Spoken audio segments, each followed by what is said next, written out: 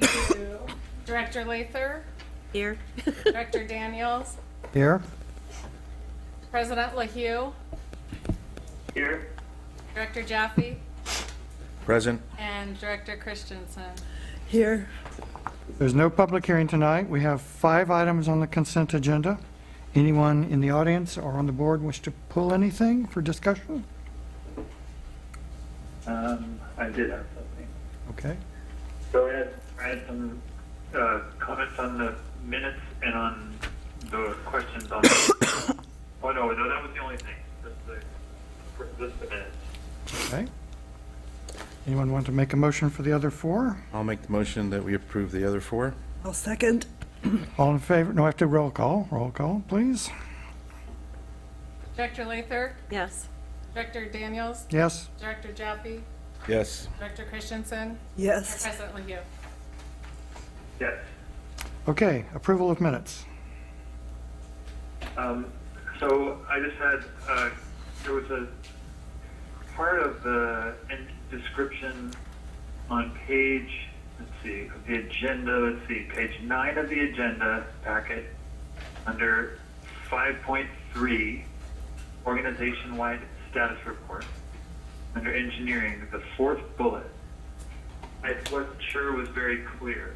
It said the goal is to receive a limited amount of water next winter, 2018.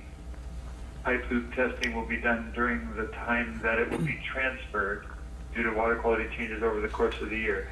Is the testing in 17-18 winter and then receive water in 18-19, or I'm not sure, because winter goes over the ends of the year, and I wasn't sure which we were talking about. Would you like me to phrase it as beginning in November 2017? The pipe Some loop. way that it's clear on the dates of when we're receiving water and the dates the pipe loop testing is being done. We can do Okay. that. Is that all? Okay. We want to move approval of that with the change? I'll move. Okay. I'll say, Okay. Moved and seconded. Roll call, please. Director Lather, Yes. Director Daniels, Yes. Director Jaffe, Yes. Director Christensen, Yes. and President LaHue. yes. Okay, we have now gone to the oral communications, so this is the time to address the board on any item not on tonight's agenda. Please come forward. Good evening, Becky Steinbruner, resident of Aptos and a customer of Pure Source. I almost said pure water. I just want to say that I have not received any response to my communication about the TCP levels in the district wells, and that I would like to see that well taken offline for public safety, because your levels are often above the draft limits, which have not been finalized, but because they are higher than even what is being proposed in the draft limits, I'd like to see that well taken offline. I've not received any response to my letter. I just want to make that public. Okay. Thank you.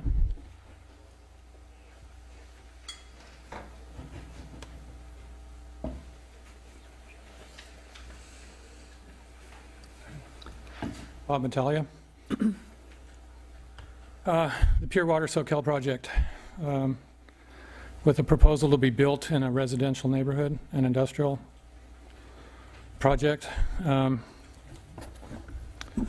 have some pictures here of the street I live on, Rosedale Avenue. This is, my house is right over here. This is what it looked like before. You guys had a rental here. It shows a house, a beautiful tree with some shade, driveway. Somebody lived here. You tore it down, and now this is what we have. Blight, chain link fence, no tree, no shade.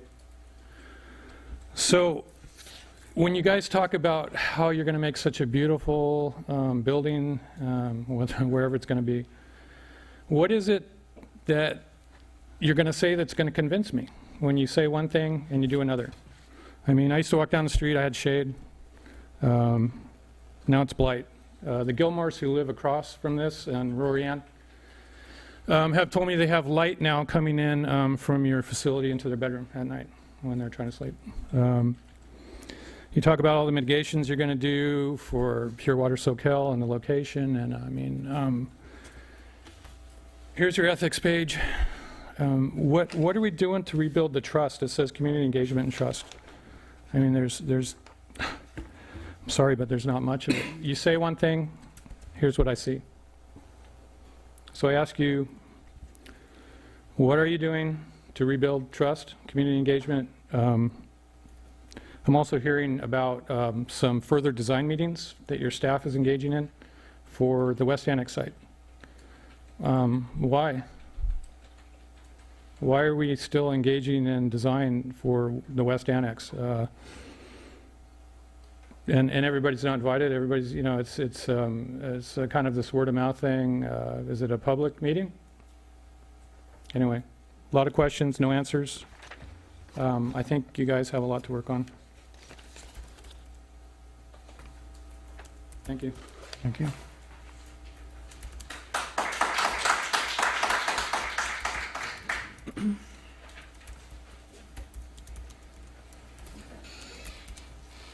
My name is Jane Paradise, and I live on Rosedale Avenue next to the West Annex sites.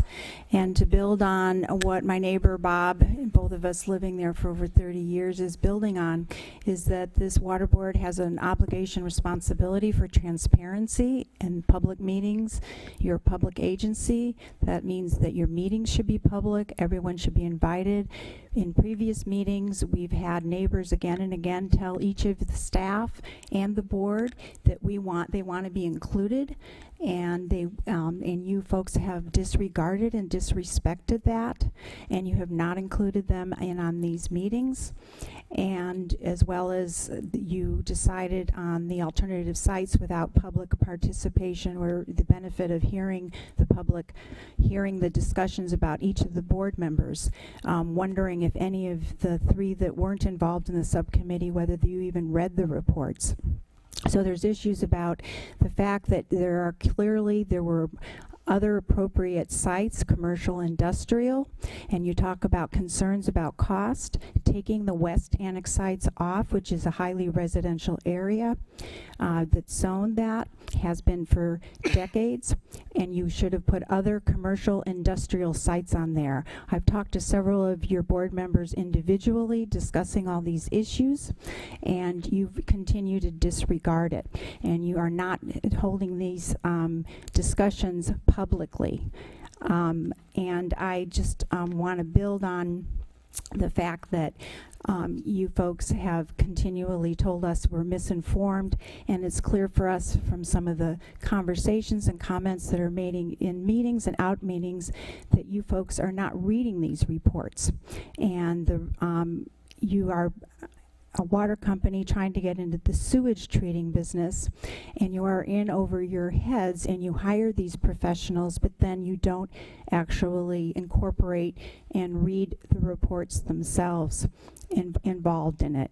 And our public, and I also just want to mention that I in fact do talk to our neighbors and do hear from them, and they are unable to attend these meetings because they're working, they're over the hill, they're commuting, and they are desperate to tell us thank you for being and speaking up, because we don't have the time to be able to be here and show you time again and time again because of their responsibilities and unable to be here at these meetings. So please do not think that because they're not here present that there isn't major opposition, despite staff telling you that there is some support, which is minimal. Thank you very much, and thank you for not cutting me off earlier. Thank you.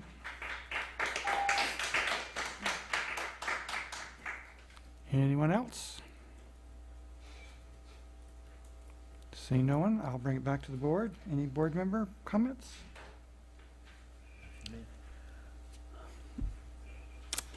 I've got a bunch of things to say because of the Aqua conference I just went to. So let me bring up some of that sort of stuff. Big stuff is going on in the groundwater committee. There's a Prop 1 groundwater planning grant of $76 million. The draft rules for that should be final in July or August, and the award is going to be late in 2017. And there's about $1.5 million for each critically overdrafted basin. And looking at the numbers, they look like it's pretty much every critically overdrafted basin will get that $1.5 million, particularly since some of those basins don't even have agencies yet. So it's looking pretty good for us. So we definitely want to be first in line for that. That won't be for the district, of course. That'll be for the agency. But since we're 70% of the agency, that would save us a good chunk of money. This group, along with the county, has participated in CASGEM for some time. It's required, in fact. And CASGEM is going to be folded into Sigma, as they're reporting. It was DWR that was reported that. So you won't have to do duplicative monitoring and reporting. Instead, you'll just do one set. So that's good. There was discussion about some of the legislation going on. AB 1427 is currently going through the legislature, and it provides something that we really need, which is that stored water currently, while underground, constitutes beneficial use only for 5 years, and then after that's forfeited, and it's only beneficial if you hold it to apply for later beneficial use, because basically recharge is not now considered a beneficial use by itself. I don't know if I understood that. Yeah, It's very, rephrase that. it's very important to have water classified. For example, you cannot take water out of a stream unless you use it for beneficial use. Oh, okay. And storing it for recharge is not considered a beneficial use Okay. in and of itself. If you store it and then take it out and use it, that's beneficial use, but you only have 5 years to do that. So to the extent that we're building up the groundwater, that'll take more than 5 years, and it means the water in there would not be considered a beneficial use. So someone could come Okay. along and say, that water is not beneficial, so I can take some of it. Mm-hmm. So this legislation is very important, and I think we should send a letter from the district to support that legislation. Let's see. That was the groundwater committee. What else is in there? They're going to be reprioritizing the basins this looks like summer, fall, which is kind of nice. There's a study going on for how much electricity groundwater uses, so we might want to consider being part of that. And I told you about legislative stuff. There are a number of bills being passed around. I also went to the Water Management Committee. There's a bunch of legislation going on with water conservation. And there's different takes on that. One is to allow the districts to set their own conservation standards and activities. Another, which is again kind of the way that DWR has been doing it, of setting various standards and requirements and so forth. So two different sets of legislations going on for that. Got some of that stuff. The water quality also, that committee had a lot of interesting stuff. As you may have heard, the rules for Chrome 6 have been withdrawn by a lawsuit. The chemical companies sued the DWR about their standards, and DWR lost in court, even though DWR said within 6 months we could go and fix this. The problem is that they didn't look at the economic feasibility of these standards sufficiently. And so the judge ruled against them, which means as of today, there is no MCL for Chrome 6. They'll have to go back and redo the study, and of course, public hearings and the whole shebang. So we're looking at, as people are saying, maybe 2-3 years before we get a new standard back. That also depends on whether the DWR decides to appeal the ruling, in which case nothing will happen while that's going on. So it's just stand and wait for that. And probably the standard will be much higher, everyone agrees. When it does get reanalyzed, it'll probably go up to 15 or 20 or who knows how. So that's a sad outcome, but something we have to deal with. And there was some discussion of some of the other things. Mercury, that's a big thing in much of the state. Water quality enforcement policy, other kinds of things like lead testing in schools. There's legislation going through the legislature now, which would make it not an option, but a requirement that every school be tested for lead. Aqua is saying there's federal grants for that testing, so if a school does it, they can get it paid for via grants. So they're trying to get this not be the responsibility of local water agencies, but rather the schools would do it, and then the schools could get repaid, but who knows what's going to happen. So that's that. There was a discussion about groundwater rights. Interesting about that, wastewater in the state constitution, or maybe it's the water code, specifically says that the water that goes into a wastewater facility is owned by that wastewater facility. And so that's something we need to make clear, is that then when it gets recharged, it's that ownership transfers. So if we don't do anything, all the water we recharge would be owned by the city of Santa Cruz. So we need to make it clear in whatever arrangement we get, contract, whatever, that we are buying that water. We're not just simply giving them some money for free. Because otherwise we would not own the water that we have bothered to recharge.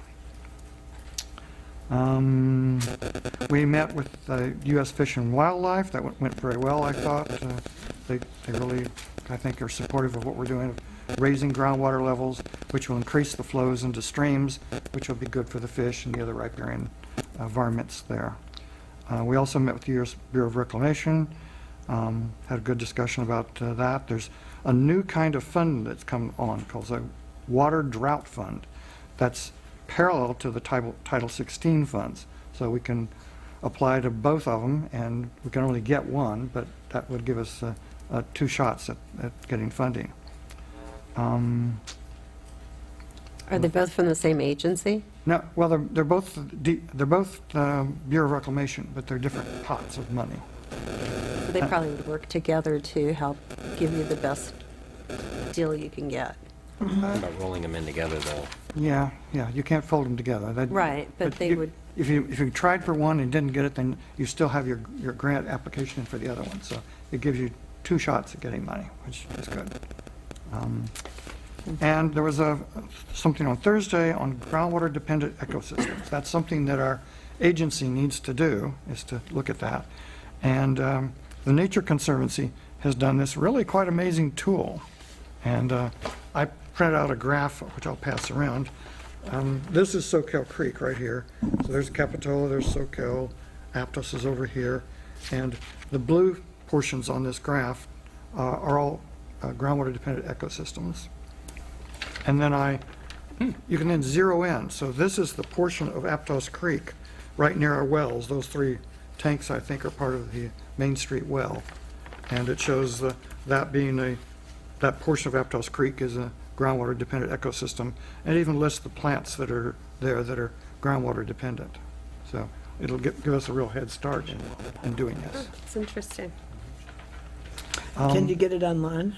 Yeah, it will be online. I had promised I would only use it for just this, and it's will be there probably by the end of the summer. Okay. So it'll be there early enough for us to use. And it's the whole state, the entire state. So you can look at those all over.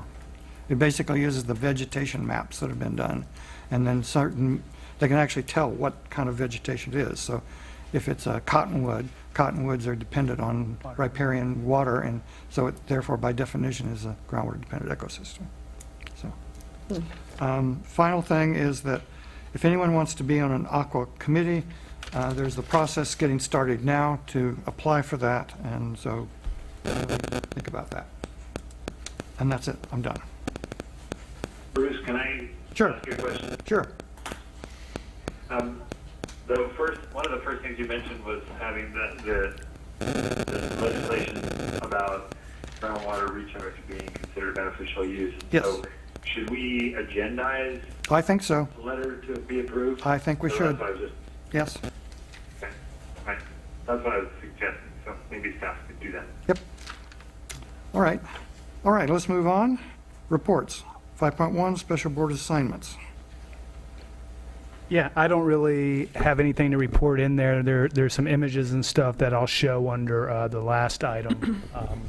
you go down regarding the location of the seawater intrusion interface here, the work that'll be done by the helicopter. There's the pictures. We'll probably re-show them again. That work should be starting up at the end of the week or early next week. It's being conducted down in Marina right now. So go down one more slide. So that's all on the work plan, unless you have questions. Any questions? Okay, seeing none, we move on to 5.2, board planning calendar. Yeah, nothing really to report out there. It's pretty spelt out. I will say that Friday is the, at 4 p.m. is the rate committee meeting, which Director Lather and Christensen are on, and a host of community members. So, and then, yeah, so that's all I'd like to mention. And of course, we have the MGA meeting on Thursday, but there's an item surrounding that, so I'll mention that then I think too. it's just me and Carla on that, isn't it? Who did I have it wrong? Who's on the rate committee? It's Bruce and Carla? Yes, okay, I'm sorry. It's not me. It's you, it's y'all on Friday that we're doing something, so, Right. early in the morning, yeah, okay. Okay. Any questions? Seeing none, we move on to 5.3, organization-wide abbreviated status update. Thanks for doing it this way, by the way. Yeah, so you notice we have a new format, and mostly we'll just be hitting on the highlights, and everybody will just get in line if they have something they want to share in addition to the report. They'll chime in now, and then quarterly we'll do a more robust reporting. Any questions on those? I just wanted to try to emphasize how great it is that staff's identified sites for stormwater recharge potential, so thanks for that. Yeah. Welcome. And I didn't know if any of the managers wanted to report out on anything on their items. If they do, please go up. I'll just add something real quick that's not on my report because we just found out about it today. But the district was awarded the Government Finance Officers Association Distinguished Financial Presentation Award for their comprehensive annual financial statements that we did this year. This is the first year we've actually done a CAFR, and we were awarded for it. Congratulations. Thank you.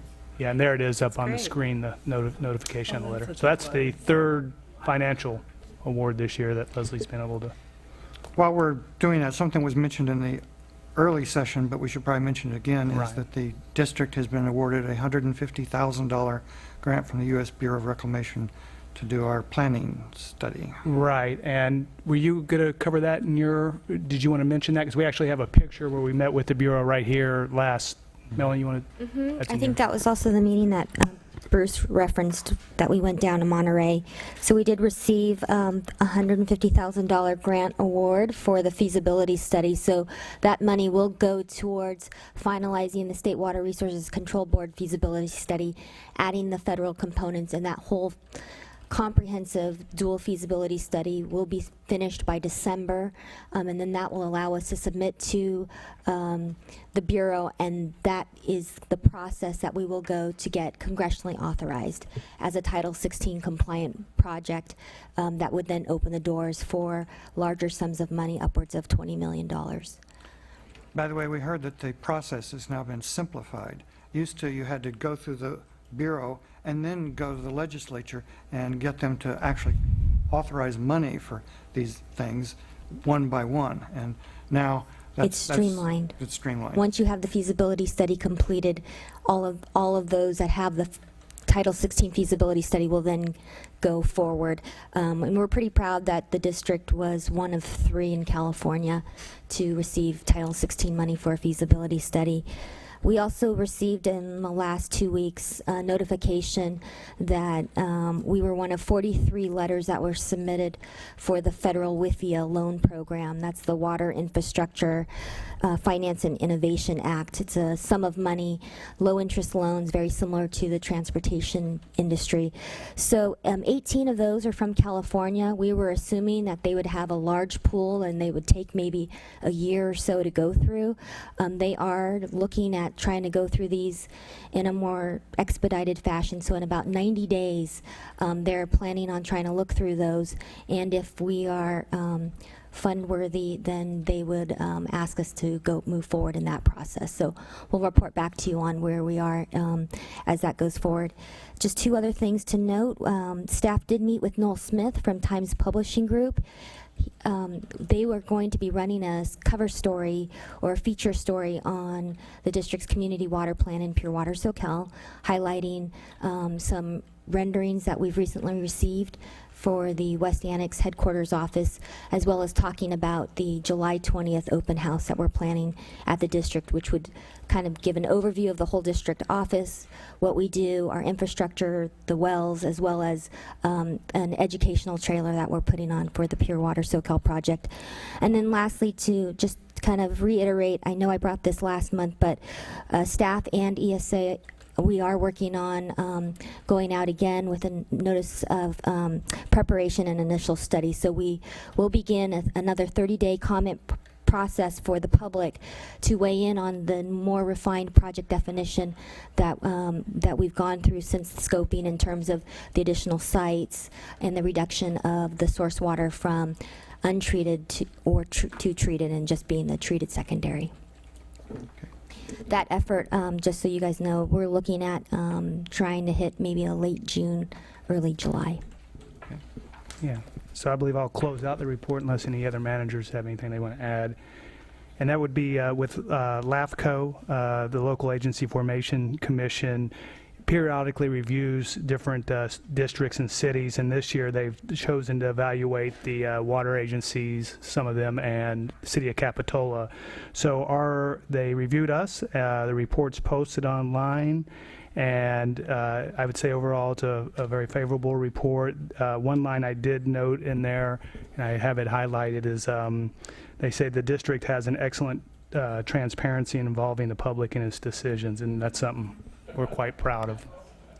The other thing that happened last night was I gave a presentation at the Public Works Transportation City of Santa Cruz, and on the agenda was the draft memorandum of understanding for the Public Works to provide us treated effluent. And so gave a presentation. The commission asked some great questions. You know, even why do we need why do you need water after it rains? So there's still, Santa Cruz, mindset, but it was a fair question, one we hear often. But they voted unanimously to endorse the MOU. So next, it'll come back to you with some of the modifications that you suggested at the last one, and then that the Water Commission had. And if you approve it at that point, it'll go to the City Council for their final adoption. Okay.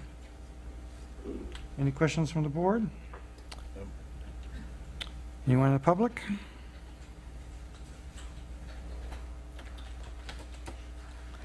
Thank you, Becky Steinbrunner. I've just got a comment on the general financing and the board's steamrolling through on this Pure Water Soquel. I sat in on your budget hearing and heard all the big amounts of money that you're already allocating to this project. And I think you're not listening to the people. I'd like to know when you're going to consider putting this to a vote for the public, because storing treated effluent water in the groundwater will affect other people who depend on this source for their water as well. And I don't hear anything in your plans about bringing those people to the table. I am glad that the initial study scoping is going to come up, as I understand it, before the public in June. I hope it's a better meeting than the one in December was, where you actually let people speak and where you actually answer their questions publicly. Because I'm not feeling that at all, that you're really not listening to the people. And I'm hearing this neighborhood coming in, and still I'm hearing you in your budget talks talking about, moving forward with this project. So I just want to make that very clear, and to contact, the Aptos Times and do a whole big spread about Pure Water Soquel, that's going to give the impression to the public too that it is a done deal. And I think in your mind it is. And I just want to tell you that in the public's mind, it's not. And we don't want it. There are a lot of dangers in it that have not been addressed, and a lot of unknowns, and to just cavalierly go ahead with it, even though the state is giving you money to do more and more toward that end, you've got to stop and consider the opinions of the people, the overall safety of this, the energy efficiency, and I'm very anxious to see what this initial study scoping comes up with. I also want to say that in terms of the I really wanted to see your board bring Andy Fisher here for a presentation. I'm glad he's going to do a webcast, but I'd really like to see him come here and give a presentation to your board and to the public. He's got excellent information, and I think what he has to say needs to be heard more often. Thank you. Thank you. Anyone else?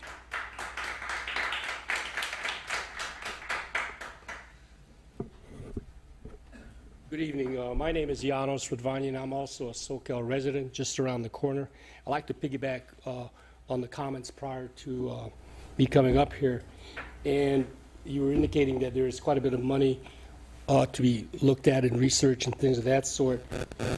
There are several problems that could come with taking water and the affluent, and there are some medical discharges within the sewers, and what you're doing is you're taking and concentrating all the sewage water, and then on top of that you're running it through an RO system or whatever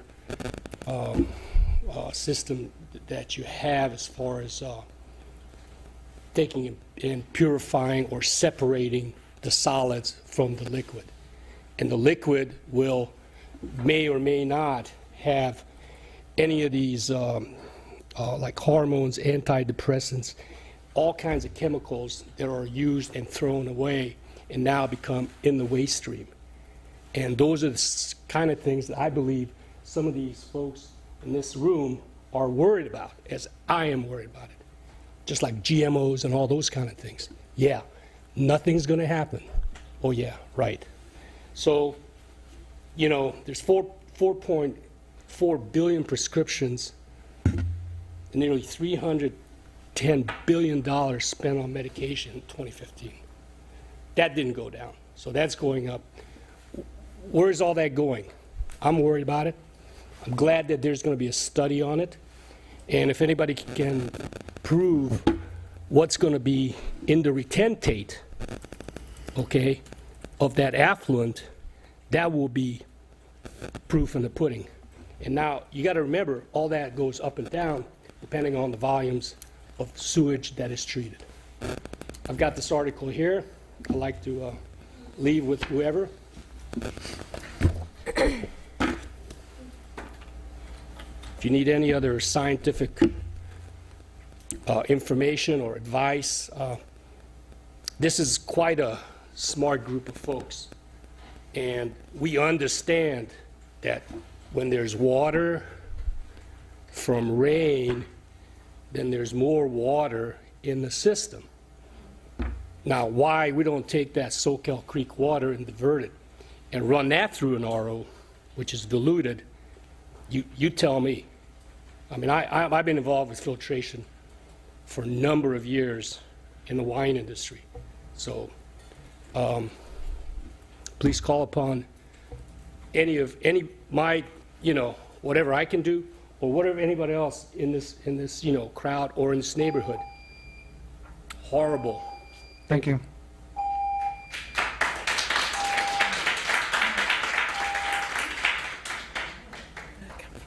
The issue about taking water out of the Soquel Creek, in fact, there's a letter at the end of this segment on someone proposing that we create a dam. And always the problem is, where do you get the water?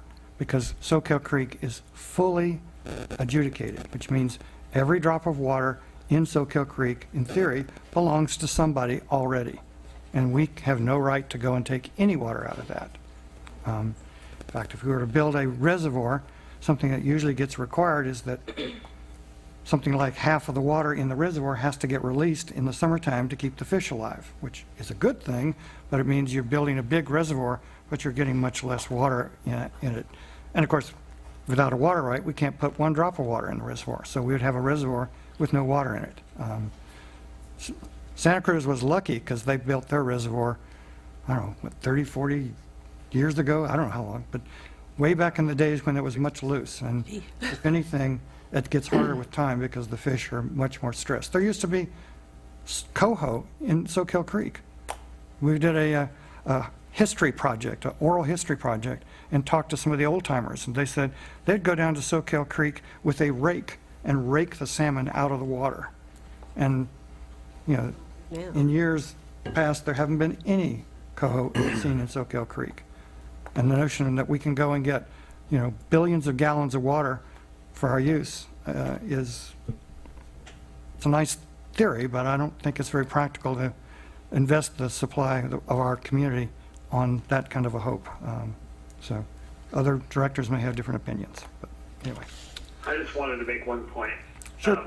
And that was just, despite the fact that we're trying to do some advanced planning to make sure if any project goes through that we'll have financing, the rest of it is just for feasibility studies, and no decision is going to be made until the environmental review process is complete, including public input, period. And the environmental impact. We need to know what environmental impacts. And by the way, the other two projects we're working on, the transfer project with the city, they're going to have to do an EIR as well before that project could be approved by us or by them. And similarly, there is an EIR currently going on with Deepwater Desal, and that also has to be finished and approved before we could say, yes, we're going to do that. So in addition to ours that we're running, the other two, well, only one of them is currently going. The city hasn't even started their EIR yet for their project. So those have to be completed before you can approve anything. And I think before you can decide which of those you're going to do, you need to know that information. So that's what we're doing. We're continuing on the process of looking at the options. And once we have information, then we can make a decision about what's best for our community. Until then, we're not making any decisions other than we're trying to do the best job we can with our EIR, and we're hoping the other two parties are doing the best job they can with their EIR, because that's the information we all need.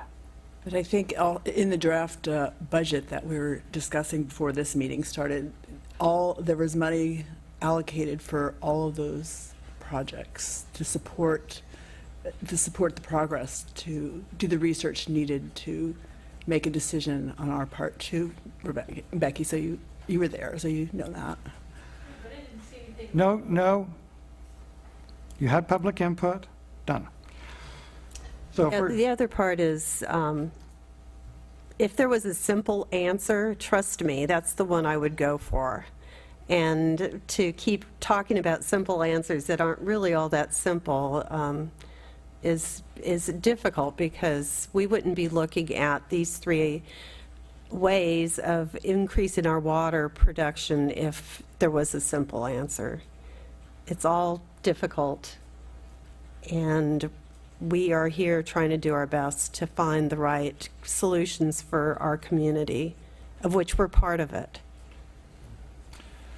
Okay, let's move on. 5.4 is the district council oral report, and he had to be absent tonight, so there'll be no such report, I assume. 5.5, Santa Cruz Mid-County Groundwater Agency oral report.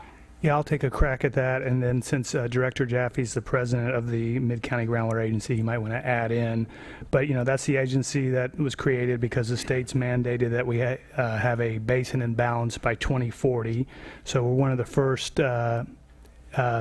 groundwater sustainability agencies to form. The state actually recognized that and gave us some seed money and watched us So where we're at now is we're developing a groundwater sustainability plan, which is required in about 2 years to be done. So at the Thursday meeting, May 18th, at Simpkins Center, the bones of that process will be presented with a timeline laying out, community input, how we're going to recruit people to be on the plan, milestones to drafts of the groundwater sustainability report, and that sort of thing, a structure to establish the committee.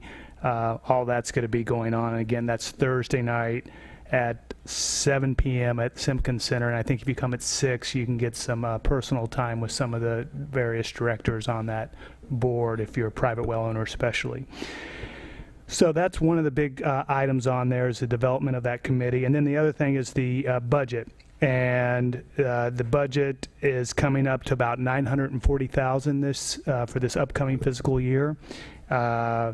So there's a little bit of a rollover from this previous year, but what that means is our district portion, since we pay 70% of the Mid-County Groundwater Agency's budget as of now, is about $400,000. So that'll be brought forth to the Mid-County Groundwater Agency on Thursday night. Anything to add, Mr. Jaffe? Are you going to be there? Yes. Okay, I'm great. standing in for Tom. Great. Glad you will be. Can I ask that I still get the agenda? I haven't received it yet. Even I like to read them and keep up, even if I'm not going to be able to be there. I've not received it either, so. Okay. Okay, we'll find out what's up.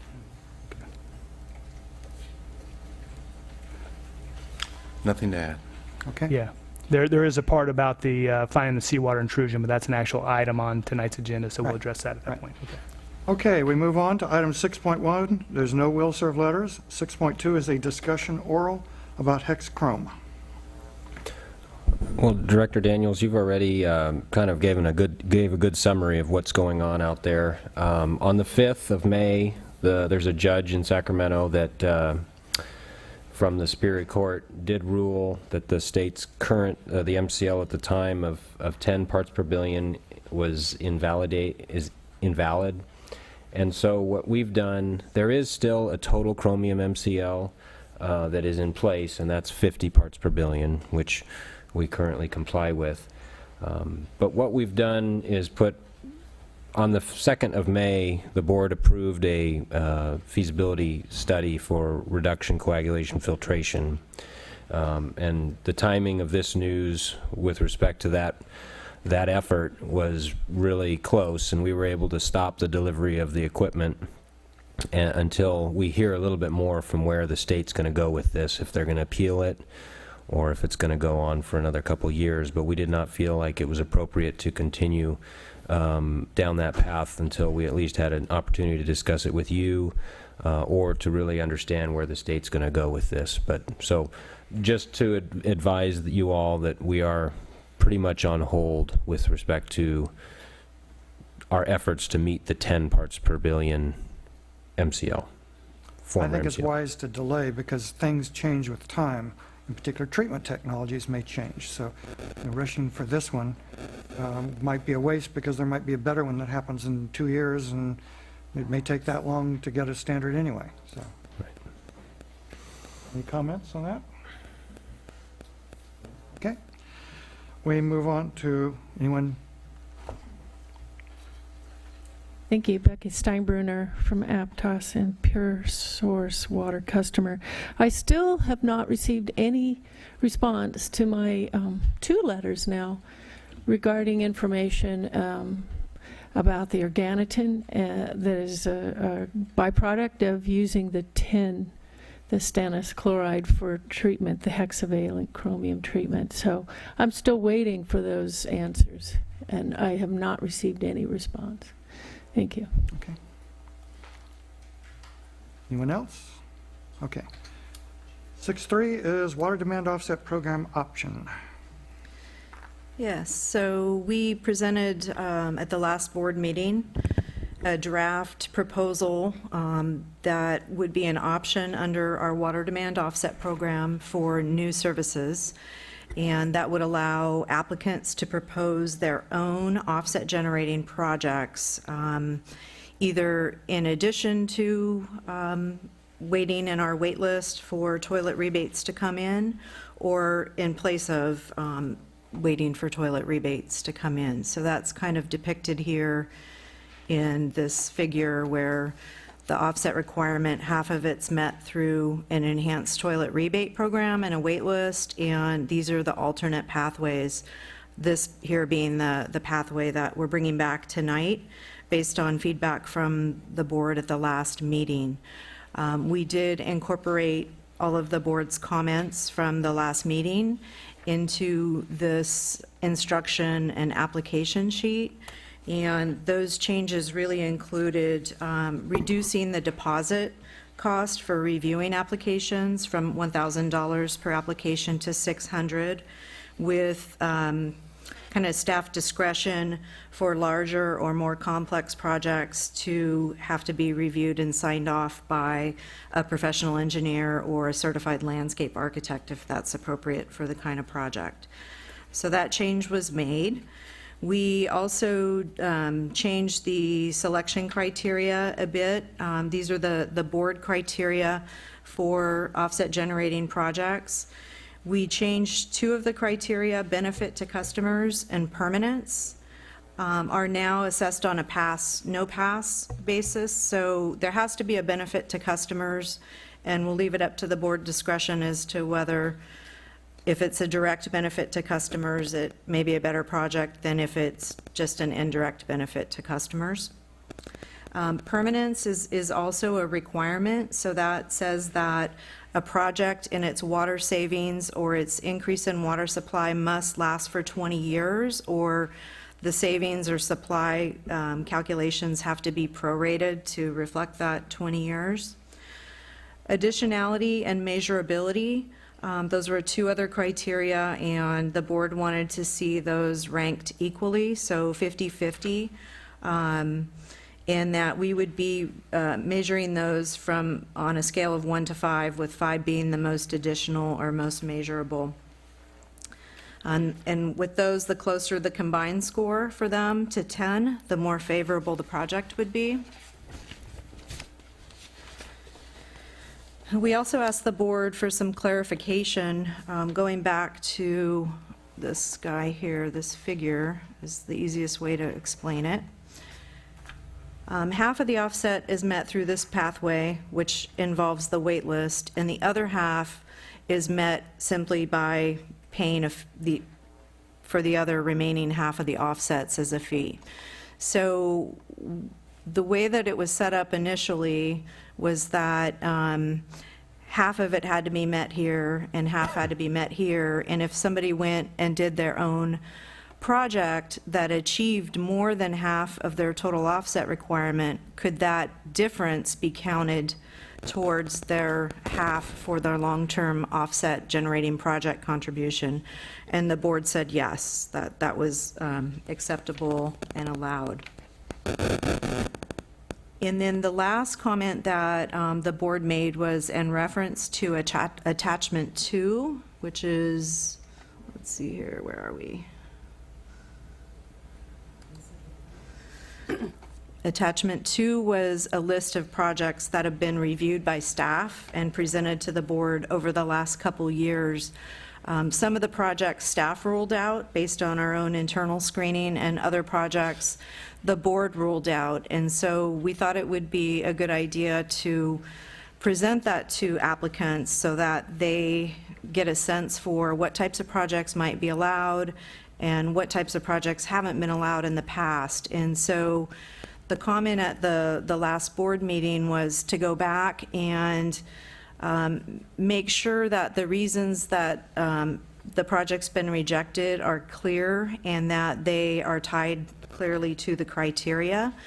The board also wanted us to basically not tell people that they can't do these projects, but they can go ahead and propose them, but in the past they have not worked out as approved projects. So we just kind of changed the language a little bit so that people could still propose these things with some changes or no changes, and bring them to the board.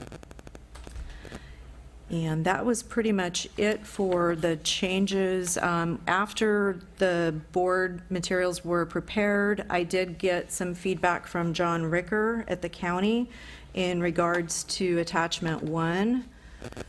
He felt that the language was not inclusive of stormwater projects because we said that the project must reduce potable water use. And so to address his comments, we've added or increase water supply. And so I did print up a hard copy of attachment 1 with those track changes shown from John Ricker of the county, and I agree that that should be added to help people get a better understanding of what types of projects could be allowed. And then there were a few subsequent changes that basically typos on page 1 that I got tonight, so we'll also be making those. And is there any questions on the memo or the materials? Questions? Yeah, I'm still not understanding the benefit to customers criteria. Maybe the third, does the proposed project have it's either a direct or indirect benefit to district customers? But the last one is neither. Project will be denied. Yeah, if there's no benefit to an indirect or direct benefit, that means that the project is not anticipated to either reduce potable water use, save water, or generate new water supply. So it would be denied. I don't know what that would look like, but that's kind of where we are. And then the difference. I don't know what it looked like either. What's a direct and indirect? Maybe you just. The direct and indirect, so Probably did it already. indirect benefit is a project that would possibly be done on a public site, not a customer's residential address or business address. It would be more of a general benefit to the aquifer. So like a recharge project that might be done at a county park or a district well site that somebody else funded, a developer funded or proposed. So that's the difference there, whereas a direct would be maybe a developer proposes to install 50 gray water systems in residential customers' houses. So that's obviously a water savings that benefits the aquifer, and it's also a direct benefit to the customers in that it reduces their water use and their bills. I as well don't see how neither is even an option. I mean, that would have to be something, because everyone is going to save 200% of their usage, so that extra 100% is, for me, an indirect benefit to the district. So We I mean, can delete that whole, that box there if you would like, and that line. I just found it confusing. Okay, so go ahead and The way delete. it said that, everyone has to have at least an indirect, because they're saving some water. Yeah. Okay. I don't even know if this whole thing is needed, the benefit to customers. Is it put there to That was educate about the whole program on how there is a benefit? Or that was an original criteria that the board said that you wanted us to evaluate projects against. And again, it was, does it directly benefit a customer by doing a retrofit or a measure on their property, or is it more of a general benefit to the aquifer, and it's done on, not on a residential customer or a commercial customer's property?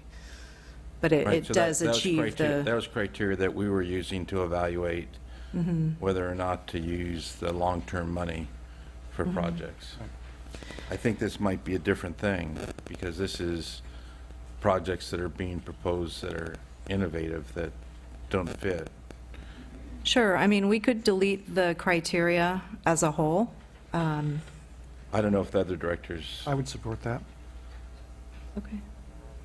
I think we use the benefit to customers to decide, should we pay more than $55,000 for this? Because there are these side benefits that are important to us. And, I mean, to expect developers to, we're already asking for 200%, to ask them for more, benefits to the community. I think they're just interested in getting their project built, so. Sure, I would I see your propose. point. Yeah, practically, maybe you'd streamline all the explanations to customers trying to get their projects through. What was that? To eliminate that whole discussion. Okay, we can do that. So change, take that out of the criteria, and also any projects listed in attachment 2 that were previously rejected on the basis of that criteria, go ahead and strike that out. Okay? I had an issue about the next one.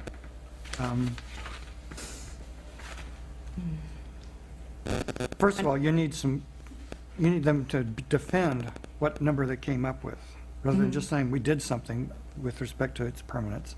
We need to find out how do they calculate permanence, some explanation of how they figured that, and actually the number. You know, is it 20? Is it 15? Is it 10? Is it 5? So and where maybe that a number came from. statement like calculations must show how project meets the permanence criteria. Yeah, just like you did for water savings and measurability Okay. and additionality. Some explanation. And then as to whether they calculate the offset or we calculate it, it doesn't matter. But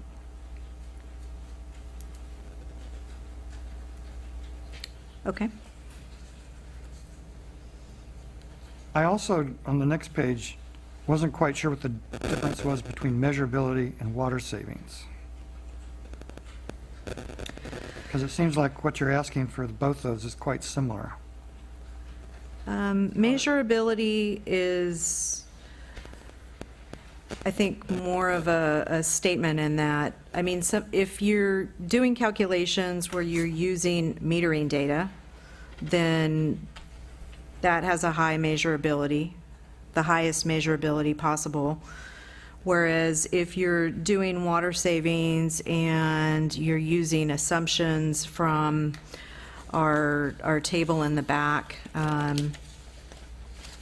previously vetted source information and references for project proposal calculations, that's not going to be a 5, but it's going to be probably a 3.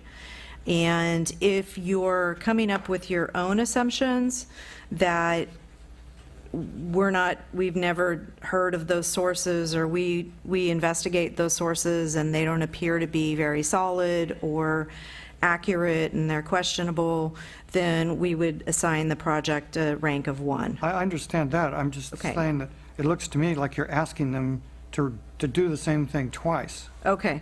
I mean, So measurability starts off, the water savings from a project should be quantified, and then down under water savings, please use attached previously vetted source information for proposed project water saving calculations. It seems like you're asking them, I mean, we say explain how your project meets the criteria of measurability, whereas in the second, we're asking what are your asking sources and references for your water oh, I savings see, data? okay. And then we have, on the last page, we have the calculation. So I see what you're saying, it is somewhat duplicative. So let's see here, how we could fix that.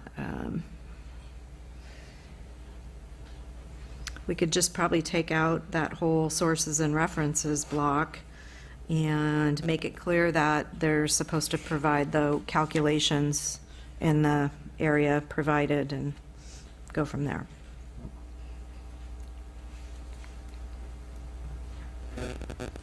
And then one other little nit, on page 48 of 174, there's demographics, number of persons per home, and rather than using some national reference document, I would just point them to the UMP.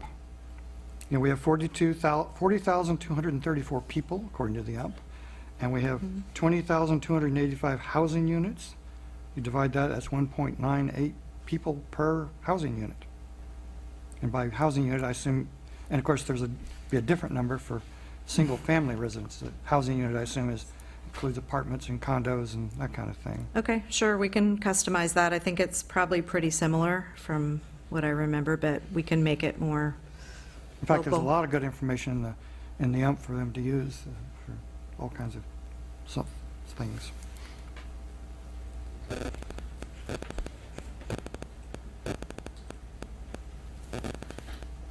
Anyone in the public?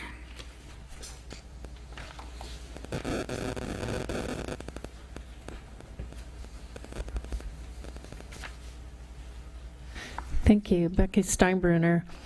I was kind of amazed to hear tonight in your budget discussion that you're expecting the water demand offset program to go maybe 10 more years. And I think, I guess I want to ask if, at what point are you going to evaluate this $55,000 per acre foot figure that you're using now? I mean, I think, wasn't it in 2014, it was changed from $18,000 per acre foot? I've never seen a real detailed assessment of how the district came to 55,000, and if that's what it cost, and that was the reasoning I heard, is that that's what it costs now. In terms of supplying water, has that figure changed? And so I'd like to know, as part of this, at what point will the district reevaluate that figure and make sure that it's current for the costs? I've also heard your district, your board talk tonight about how you're really needing money to offset some of these system improvements and infrastructure improvements. I was a little surprised to hear that there's not a plan, or doesn't seem like there's been a plan in place to systematically replace old lines, but there is now, and I'm really glad to hear that that's coming down the pike. So I, again, will say that I really think you should just install a moratorium, because that's what is really needed. That's what will really address the problem most effectively. To hear that Barry Swenson Builder is going to give you $600,000 for the Aptos Village project connections tonight was a little startling, and I'd like to talk with you more about that. To continue the big demands at a time when you don't even know where, none of us know where the seawater, saltwater interface is. It's at the monitoring wells now, but a lot of areas we don't know. And it seems prudent to me to just put on the brakes now until we've got a better picture of the seawater intrusion rate and location, and until that secondary supply is in place. So that's my comment on this water demand offset. I think you should put in a moratorium. Thank you. Thank you. Anyone else? Okay. Is the board done with this one? Yes. We have a motion. Do we need a motion, or are we going to look at a? Let's see what they asked for. They asked for a motion. Oh, they did? So I'll make the motion to adopt the document with the changes that were suggested. I'll second it. Roll call, please. Director Lather? Yes. Director Daniels? Yes. Director Jaffe? Yes. Director Christensen? Yes. President LaHue? Yes. Okay, we go on to 6.4, approve request for proposals for federal legislative assistance and support.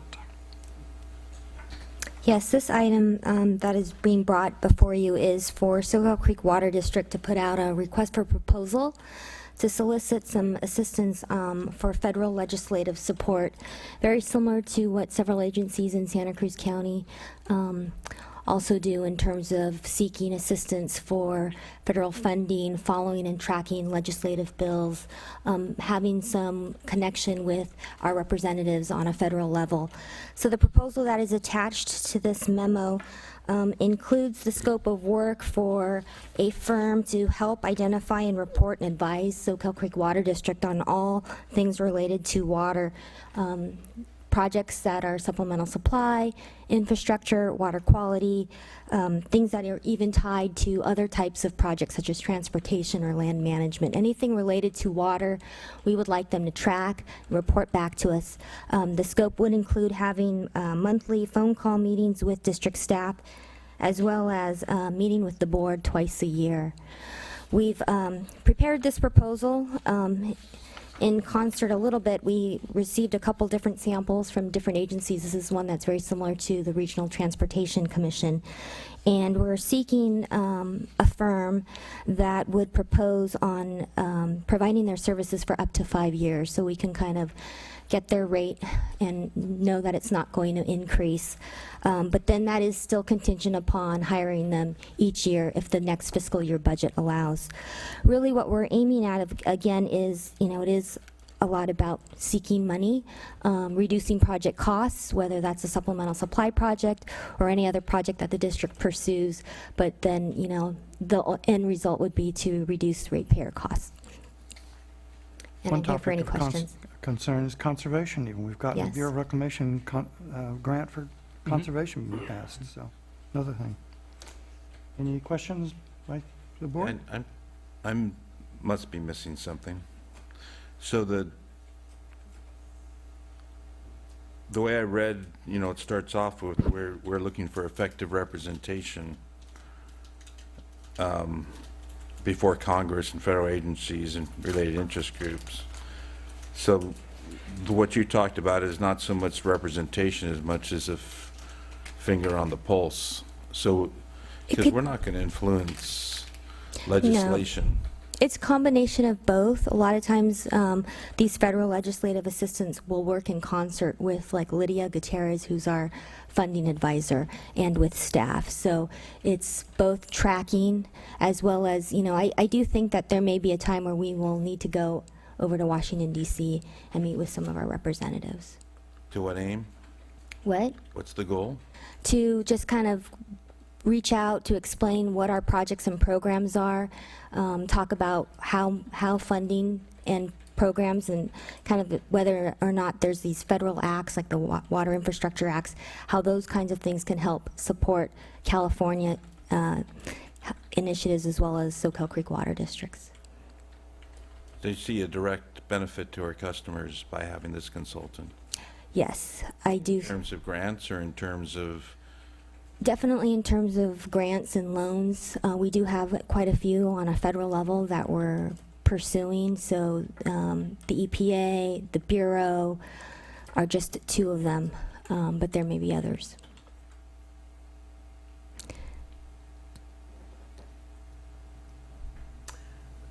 Do you have an idea of the size of the budget? Yes, from talking with other agencies that have solicited and had these kinds of services, it could range anywhere from $2,000 to $12,000 a month, or even more.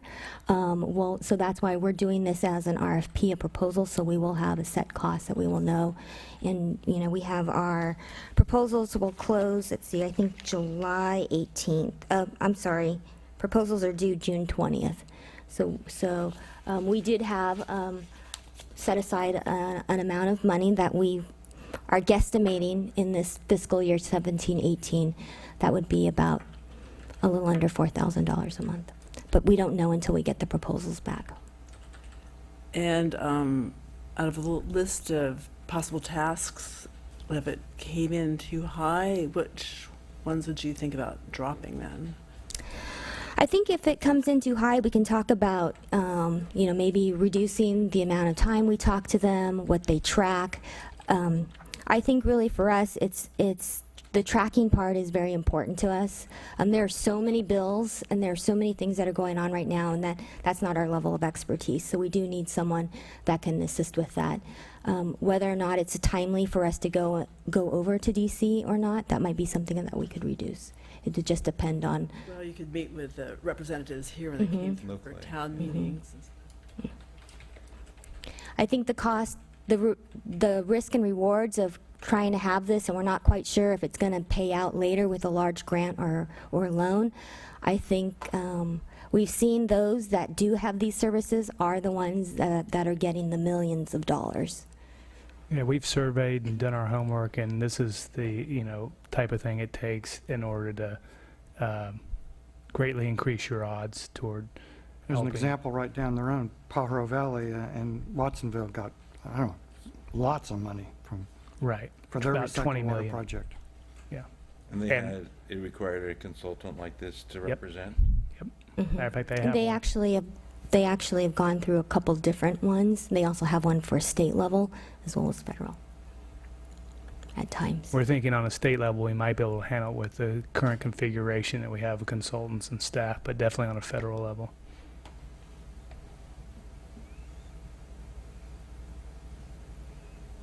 More questions, comments? Well, Public? I have a comment. Okay. Just, you know, I'm going to have to be shown that this is worthwhile for our customers. And if it isn't, I won't vote for it when the proposals come. So, just letting you know that I'm a skeptic on this at the moment. Fair enough. Anyone in the public? I'm slightly skeptical as well, but I'll hear what they say. Okay. Becky Steinbrunner, I'm not one of your ratepayers, but if I were, I would be worried.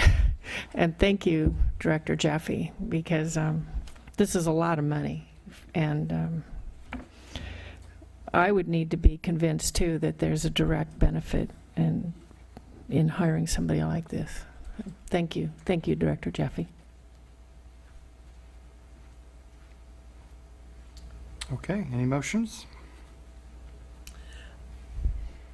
I'll move to put well, I don't know how it's phrased, but to release the the request for quotes, and we'll wait and see what happens, see what we get.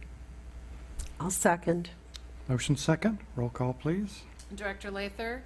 Yes. Director Daniels? Yes. Director Jaffe? Let's see what comes back, yes. Director Christensen? Yes. And President LaHue? And also a skeptical yes. Okay. Passes. So we move on to item 6.5, adopt Soquel Creek Water District escheatment. Not tell us first how to pronounce that terrible word. It's achievement. Shoot. That sounds like you sneezed too hard. And Put the microphone up just because he can't hear people on the phone. and just to begin, escheatment, actually, let me give a quick definition for those audience members that may not know what it is.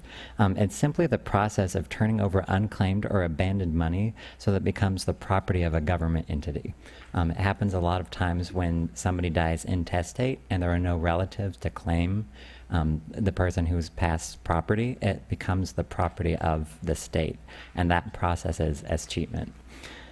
And so this item is to adopt such a policy for the Soquel Creek Water District for the checks that we issue that become stale dated. Our current policy is to simply write those off after 6 months, which is what is the standard audit practice. However, there's government code sections 50050 through 50056 that lay out guidelines for how these funds should be treated. And so this policy puts us in line with those government codes. And basically, the highlights of that policy is that any funds that are less than $15 that remain on our books for a year can become our property without any notification. If any amount is above $15, we have to hold on to that for 3 years and do several sorts of notifications where it has to be published in a newspaper of local circulation or published on our website. And so this policy simply lays out those guidelines for those practices that we would follow if it's approved. Any questions? The $16 you have to put an ad in the paper for? We do, actually $15 and a penny. Okay. Anyone in the public? I'll make the motion. We approve this. I'll second. Roll call, please. Sorry, I had to type that. Director Lather? Yes. Director Daniels? Yes. Director Jaffe? Yes. Director Christensen? Yes. President LaHue? Yes. Okay, item 6.6, destruction of 5 production wells. Bid awards. Well, the district's fortunate enough to have consideration of 5 bids, so this is a very popular project and very competitive project, so, you know, staff's pleasantly surprised and pleased to present these to you. This is to destroy abandoned wells that are not used. They've been not used for some of them decades, and the main purpose of destroying them is to prevent any contamination of the aquifer. They are basically a direct conduit for any potential contamination. Furthermore, it is state and county regulations that they be destroyed if they're not used as a monitoring well. And the only one that that's not on the list is the Monterey well, which will be retained as a monitoring well. The low bid is Majora Brothers Drilling, and they're at $140,768, and that's to destroy the wells per the state bulletin, and the county, they'll issue a well destruction permit. I think there might be some further discussion about whether we should move forward with this or not, and so let's entertain that discussion. Well, that was me. In looking at the plans for recharge, stormwater recharge, I heard that the Prisma is going to be avoided completely, and that does make some sense because of the terrace deposits are like 40, 50 feet thick, and getting through those is difficult. And here we have wells that already go through it. In fact, they go right down into the aquifers of interest. So if we ever want to do stormwater recharge, keeping these wells to use for that purpose, I mean, rather than spending money to destroy them, we'd spend, a huge chunk of money to build them. So, and if we're not sure, I'd say we should keep them until we know for sure whether these are going to be helpful for that. In particular, since if you look at the area of our district that is most in trouble, that's Area 2, the Central Aptos, which is like, well, it's been as much as 70 feet below sea level. So that would be a good place to recharge. And the area that's probably second worst is Area 1, which is, the Soquel Aptos areas, because that is often, 5, 10, 15 feet below sea level. So avoiding the Prisma, because it's difficult to get down there when we have some wells that already go down there, it just seemed to me that we should take a breath here. Any other comments on that before I respond? I wanted to hear that. Okay. Well, in the memo, it talks about a 1 year. If you don't use it for 1 year, there's a requirement to destroy it, correct? Correct.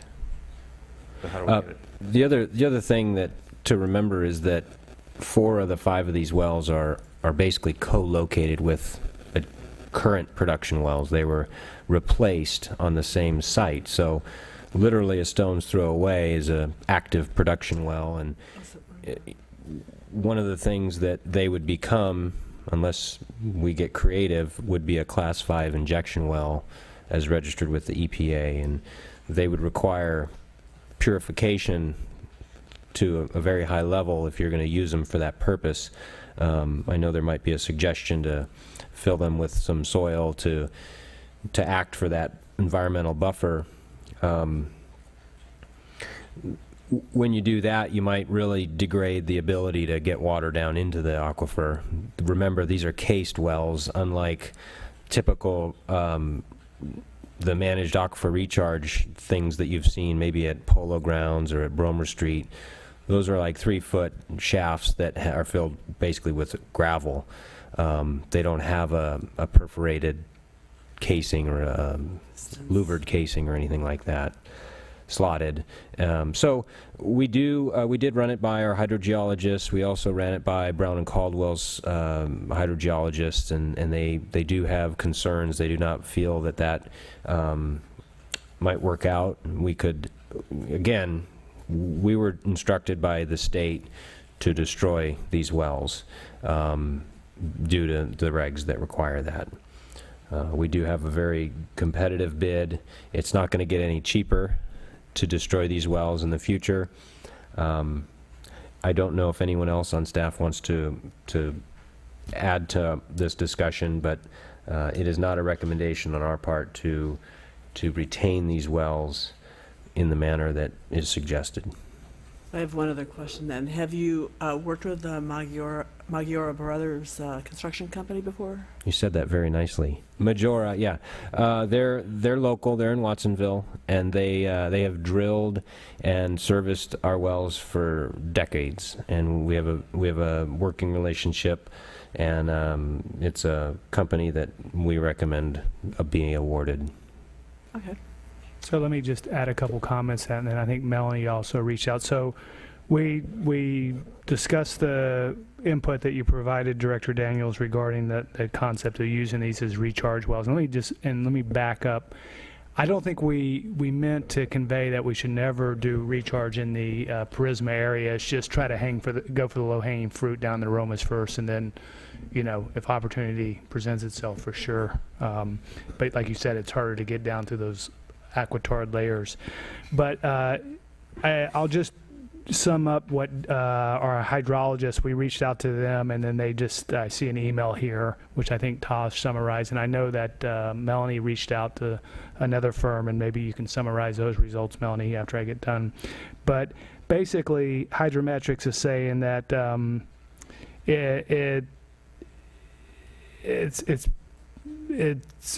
their guess, it's unlikely that a project would be worthwhile, and it would take a robust evaluation, and we probably wouldn't be able to get substantial water down in there because of the configuration, the well screen, and we did try to get creative, as Taj mentioned, like stuffing it full of carbon, which is activated carbon can remove contaminants and let it soak up any contaminants that may be in stormwater and that sort of thing. But even that didn't seem to pan out as far as hydrometrics. And Melanie, what did your research show? Yeah, Brown and Caldwell did chime in just kind of to explain a little bit. They did look at this over for a client in Inland Empire in terms of capturing stormwater and retrofitting existing wells.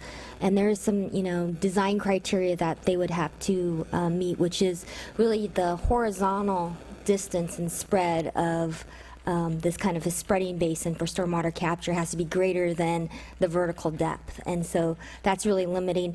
At first we thought, well, maybe on a couple of our sites, but many of our sites are very small. He did also suggest that potentially we could use it as a monitoring well. But then again, just in our quick conversation, he was like, you really need to evaluate that, and we'd have to look deeper into that kind of scenario. Good, I'm convinced. Okay.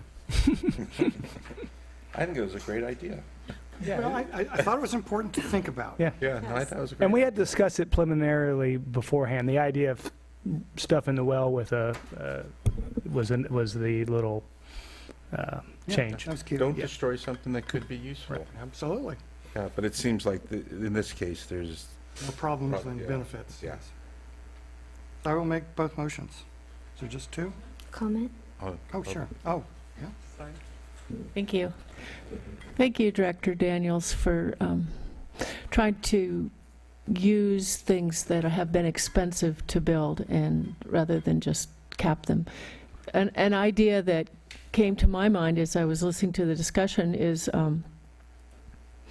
stormwater coming off the surface of the ground, like a parking lot or something, might be problematic to put in. But what if you did a rainwater catchment combined with solar panels at your well sites to develop some alternative energy sources for your production wells, and at the same time use that surface of the panels to collect rainwater and let it be a passive collection? That would be something. I mean, I've been amazed with the rainwater catchment system I put in at my daughter's school, how little rain it takes to make a huge difference. So I'd like to see the district consider something like that in some of the areas that have been identified as good recharge areas, but give it a try rather than just cap the wells right away. I know the state's told you, but I think the state would also be amenable, given that this is a critical overdraft area, to some creative uses before the wells are capped, just to give it a try. It wouldn't cost much. Thank you. Looks like there are three motions. I'll make all three. Oh, yeah, there are. I'll second all three. Go ahead. Let's look at my name in there so they know I've been here. Roll call, please. We know. Director Lather? Yes. Director Daniels? Yes. Director Jaffe? Yes. Director Christensen? Yes. President LaHue? Yes. We move on to item 6.7, nomination for Aqua Region 5 Board. Yeah, the purpose of this memo is to see if any Soquel Creek Water District Director would like to pursue nomination for the Region 5 Aqua Board, term 2018 through 19. If yes, then we'll return at the next meeting with a nomination resolution for board consideration, and then it gets voted upon and as outlined in the memo and that sort of thing. But we didn't want to take that next step in case somebody was interested. Are you interested? No way. Run away, run away. Okay. Anyone? No. Oh, okay. No action. Okay. Assume Tom doesn't want to do this. That is correct.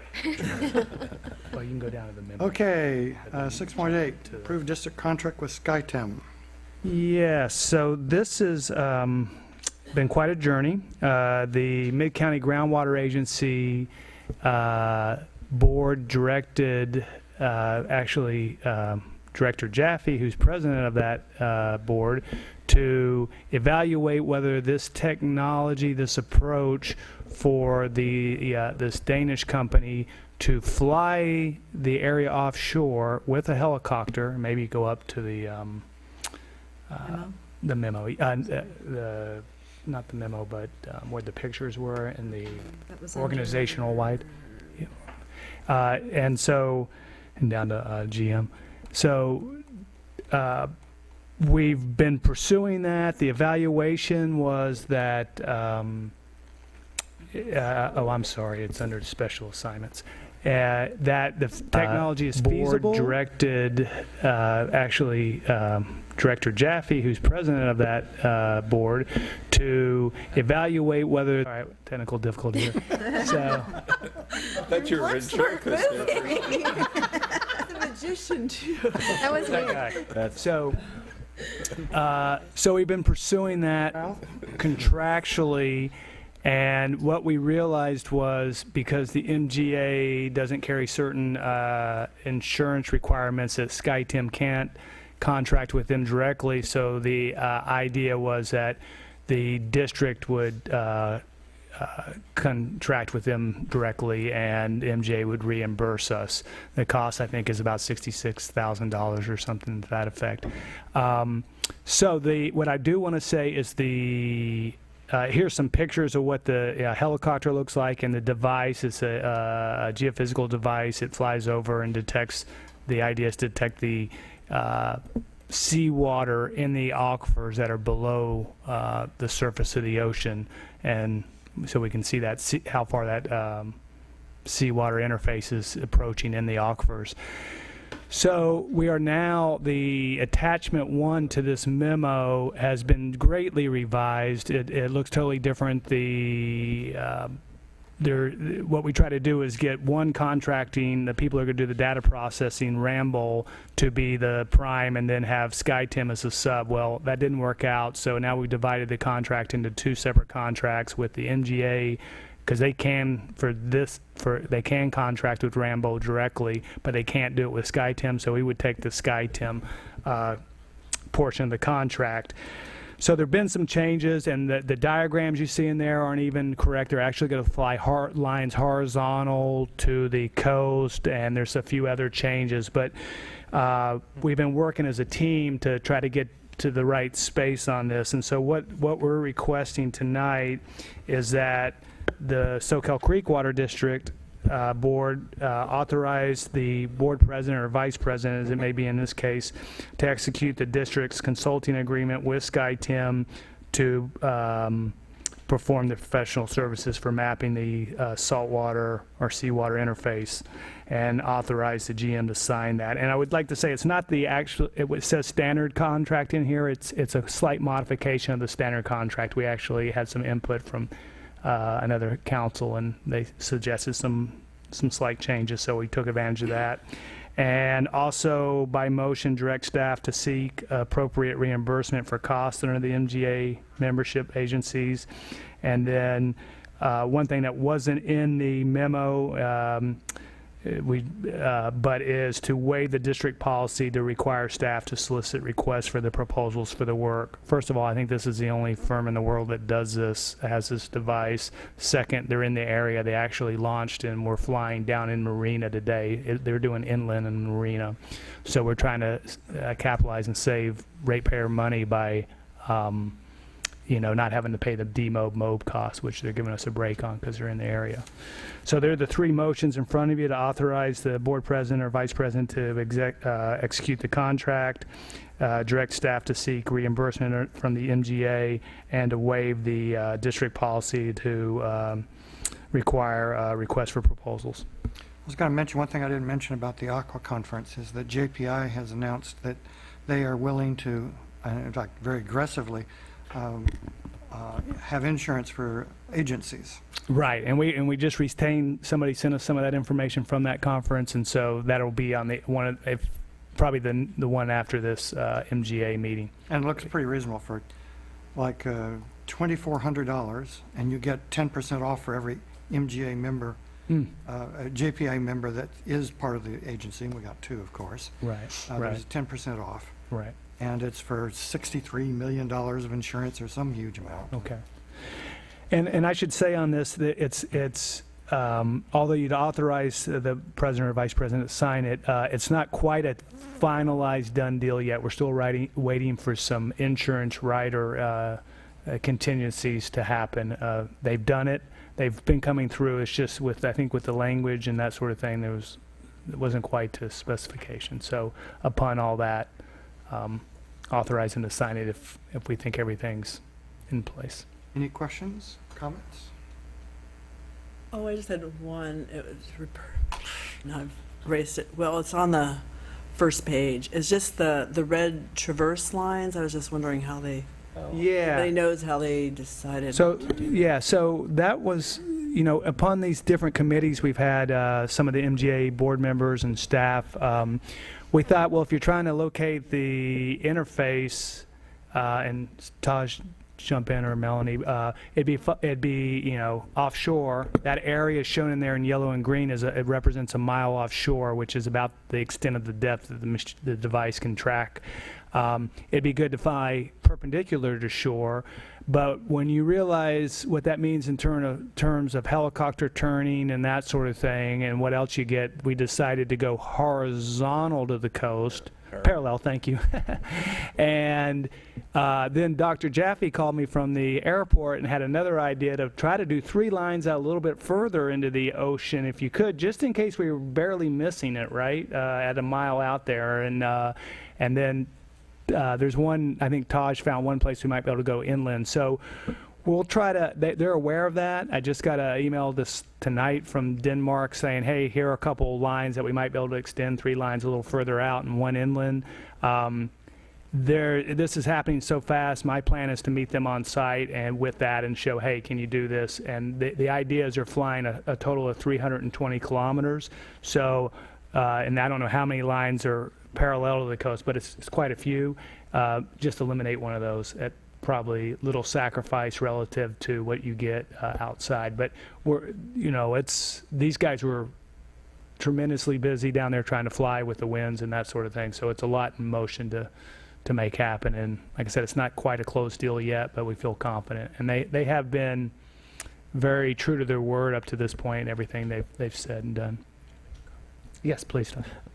So these perpendicular lines really weren't meant to show the extent of their path, but more to line up with maybe potential paleo channels or monitoring wells, coastal monitoring wells. So that's really, if we wanted to grab a few in line with those features, it may provide more information. And I don't know whether they're going to, fly all of those or some of those, but like Ron said, their main paths will be parallel to the coast, but every now and then they will go perpendicular. And is that little corner, the purple part, is that the That's related project? That's a remnant. This map has been squashed, so it looks fatter down to the right, which is just a figment of the squashing of the map. It's all equal, but we were thinking at one time of trying to include Pajaro Valley, and they were represented by the purple, and that's how the cost estimate was broken out. That has since come off the table. Never mind, I know. Yeah, for various reasons, and yeah, so it goes from down the edge of our district all the way to the harbor is what you're looking at basically there. Okay. Since flights in parallel to the coast might well miss transitions, I think one that would be important to us to have perpendicular would be from the major Aptos pumping depression straight out into the ocean. Good idea. Can you, can I send you an email and with the map that we were thinking of doing the verticals on, you can help me draw on that or something? Does that sound good? Okay. It looks like it's kind of that second red line there on. This is Aptos Creek, Yep, I think, yeah, right here. So I think that would be, Right at Aptos Creek, extend one Yep, out? yep. Try to find that channel? Okay, we'll see what we can do. And then, yeah. Okay. yeah, that'd be good.